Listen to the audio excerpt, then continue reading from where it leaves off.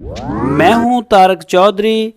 DGF livestock channel को subscribe कीजिए और बेल आइकन को प्रेस कीजिए हमारी नई वीडियो को सबसे पहले।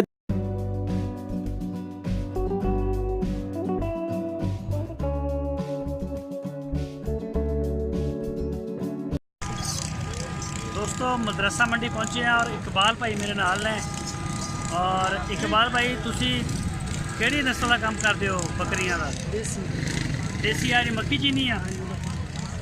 छोटे छोटे बच्चे बेचते हो? अच्छा वड्डे बेचते हैं। तो दोस्तों पूछते हैं इकबाल नाम दस्या इकबाल भाई नूं पूछते हैं कि ये किवें दा माल लैके आए ने और किवें दा माल दिखाते हैं और की रेट शेट करते हैं। तो मदरसा मंडी जिला बहावलनगर लगती है। हर हफ्ते में मंडी एक्टिव होंगी है। बिल्कुल मेन रोड के उपर बहावलनगरों 25 किलोमीटर और हासलपुर आओगे तो 45 किलोमीटर के फासले से। तो देखते हैं इकबाल भाई का माल। इकबाल भाई ये बकरे ने बकरियां ने सारियां पट्ठा ने और ये सारियां जड़ियां ने ये मक्खी चीनी ने। अच्छा प्योर मक्खी चीनी है।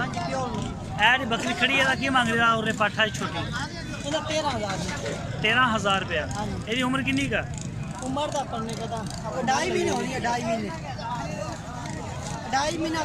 2.5 महीने जी। हाँ जी तुसी लुडन मंडी भी आते हो ना? हासलपुर की मंडी भी आते उत्थे तुस मिले सी बिल्कुल। ये तो ही है काम?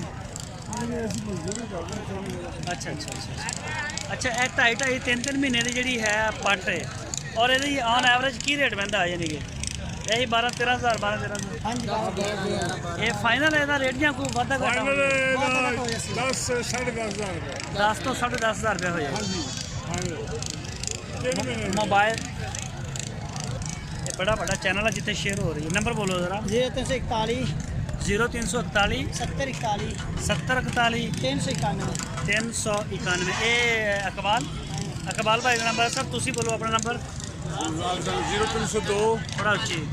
0302 हाँ हाँ 72 40 714 714। बकरे बकरियां छोटे बड़े हर चीज़ अवेलेबल है। हाँ जी हर चीज़ है। भावें तुम 3 महीने लो साल का लो 6 महीने का लो जो भी लो प्योर दे विच यानी कि माल मिलेगा। हाँ प्योर मिलेगा।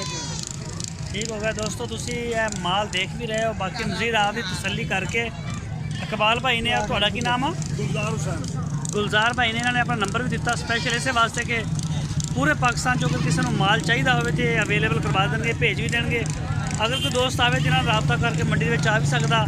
असी तो कभी कितने इस मंडी में चाहिए और हर हफ्ते मंडी लग रही है।